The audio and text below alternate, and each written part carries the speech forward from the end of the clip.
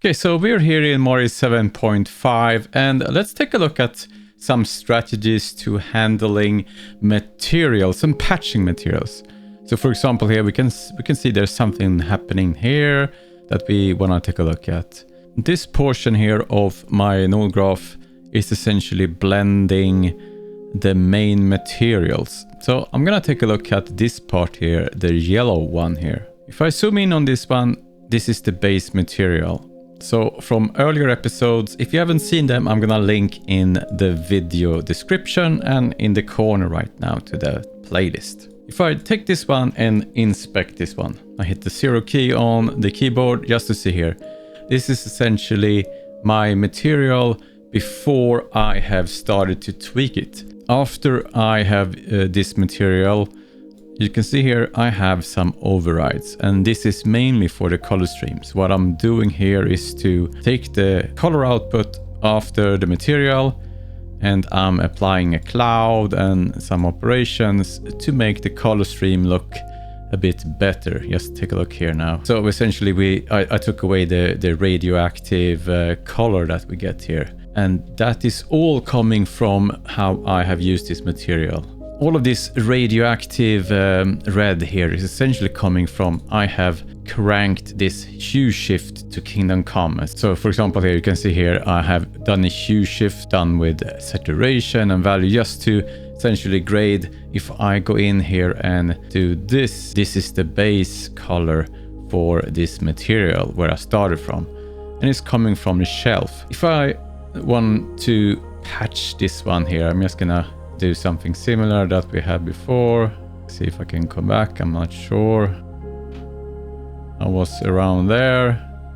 There's a few options we have now with the multi-painting. So obviously it's gonna be hard to use the same image set as I used here to paint, because I have done so much in the material itself. There's a few options we can go around to remedy that. So one option could be, instead of painting with my paint through tool that we saw in another episode, so let's take a look at how we can clone instead of doing a paint through now. So what I'm gonna do here is essentially gonna go into this where I've blended all of my material before I've applied the actual mask for the underlying layer. So I'm just gonna clone out features for this material assignment group here that I have, or this portion of the node graph. So before I apply the mask, so what I can do is to go to this multi-channel merge, go to right click, edit, and bake to multi-channel paint node. This will essentially flatten everything and make a multi-channel paint node that I can then clone into. So let's do that.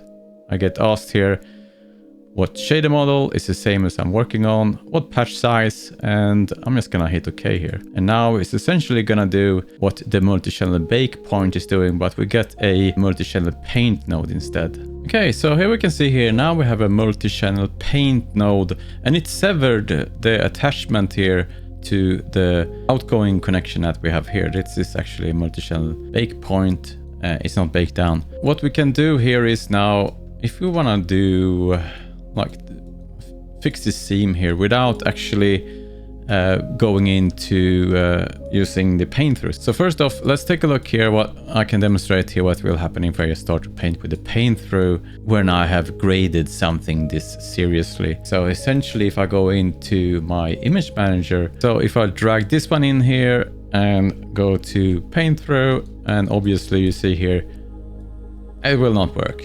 This is the data set, but I have obviously graded it a lot. So we need to come up with something else. There's this cloning instead. We can clone materials. So if I go in here and say clone stamp, and when I hit the control, you need to have the multi-channel paint selected. So now I will essentially start to clone here with a complete material. I might need to go in here and change the size a bit. So this is something we can do.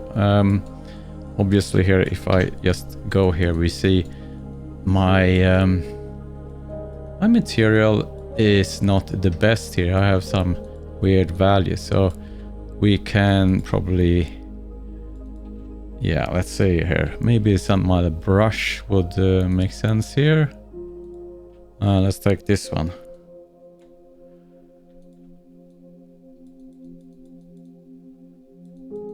So now I'm cloning out here the material like so. And let's take a look in shader mode.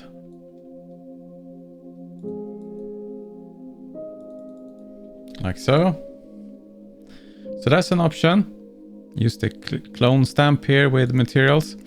You can also use here, this one is kind of something I like to use instead of cloning. I like the toe brush with this one, the heel selection. This one is quite cool. I'm not sure what it does, but it usually produces quite a cool result. You just select the region that you want to essentially heal, and then you just drag it. Once it's lifted, this one, it just needs to invoke the tool first, and then you can just start to move it around until something you like, and then you bake it down. Let's take this one here. This region I want to heal.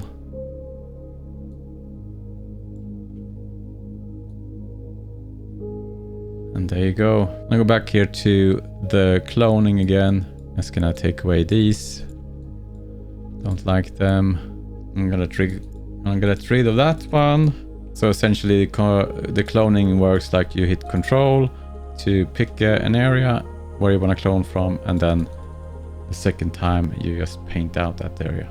Okay, so now we essentially have taken away the worst offenders. Maybe I want to take rid of this one. Like so.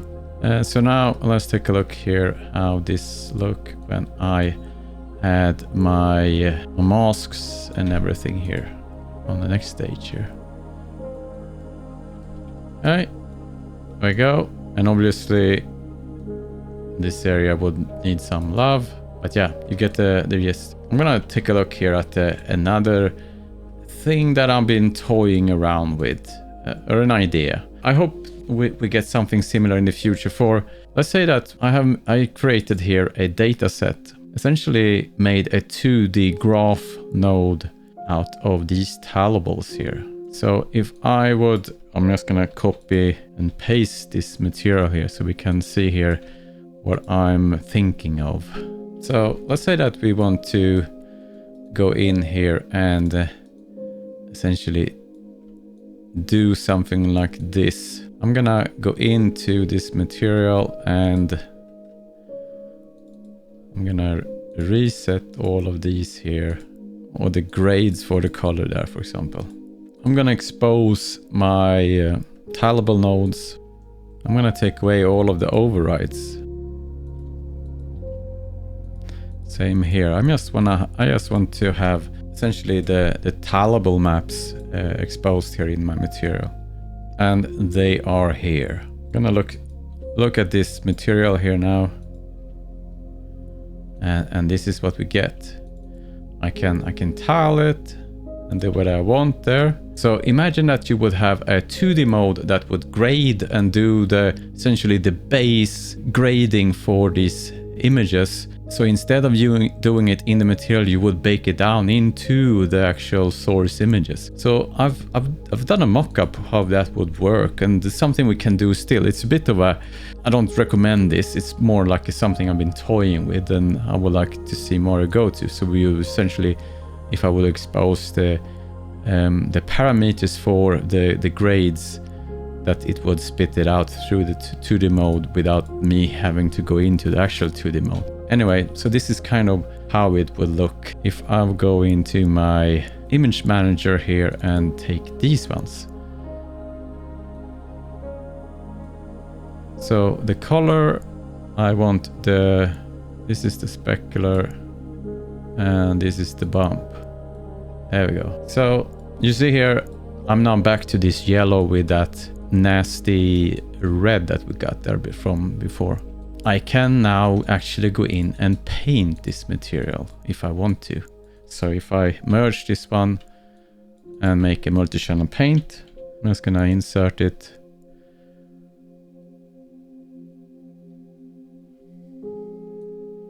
And as you can see here, if I go in here and drag this one into my multi-channel paint window.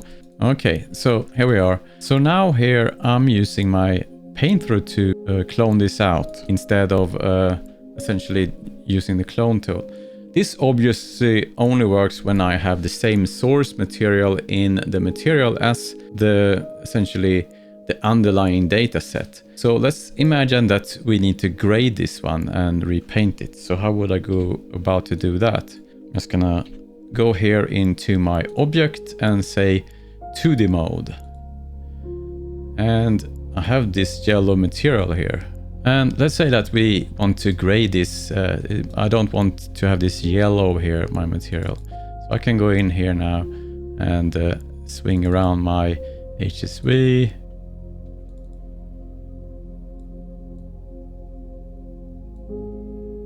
Let's say this is the color we want.